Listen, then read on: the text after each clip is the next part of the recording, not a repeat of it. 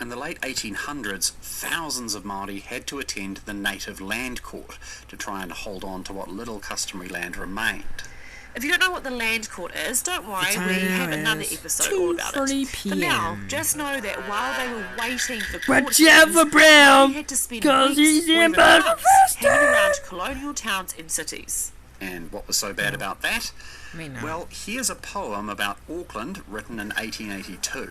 Foul crescents fire from each side of the street, and in each festering backyard slots swelter. To the kitchen to make the out. cesspits belch forth gases on fever-laden air, and fever damp uprolleth from sewer gullies there. Death grins twixt each fence paling upon each passer-by, and the earthless privy boxes cry out to the meeting room. to die. In many 19th century towns and cities, it was totally normal to throw human waste into the street or into a pit in your backyard. Dangerous bugs from human waste easily contaminated wells, rivers and lakes. Contaminated water was a major cause of death in Aotearoa, especially for young children. One of New Zealand's more deadly cities was Christchurch. In 1870, the city's death rate was twice the national average. If you want to stop epidemics of waterborne disease, the number one thing you need to do is keep poo out of your drinking water. And in the late 19th century, the government stepped up its I don't mind. Goodness. In 1882, Christchurch became the first city in New Zealand with No, a proper to the underground outside. sewage system. Over the next few decades, the government invested huge amounts of cash building sewers and high-pressure water systems. But this was a long process. Ooh, nothing's changed. Even in the 1950s, most communities didn't have access to safe drinking water. And some places in New Zealand still have problems with dodgy drinking water today. Indeed they do. The epidemics of tokotokorangi, the spear of heaven, lasted more than 100 years. Measles, typhoid, whooping cough, influenza, tuberculosis. How many people died from all these diseases? Well, we just don't know exactly. Because the problem is that in most New Zealand history, there isn't good nationwide data on the Māori population.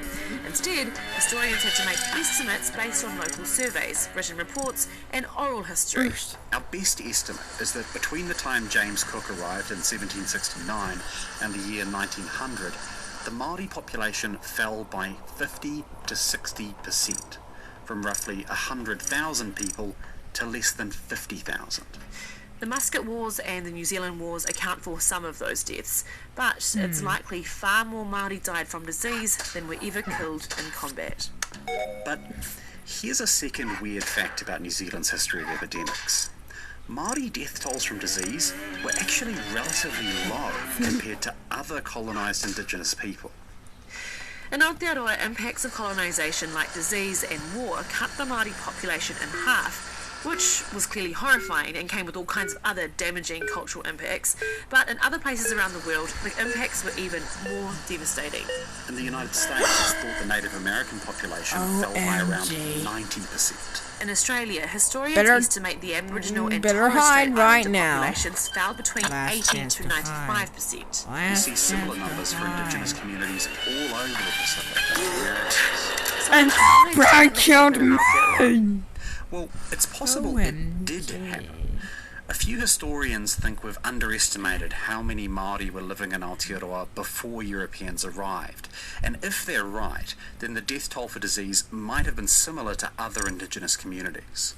But if we are sticking with the most widely... Yellow! You're the last crewmate standing!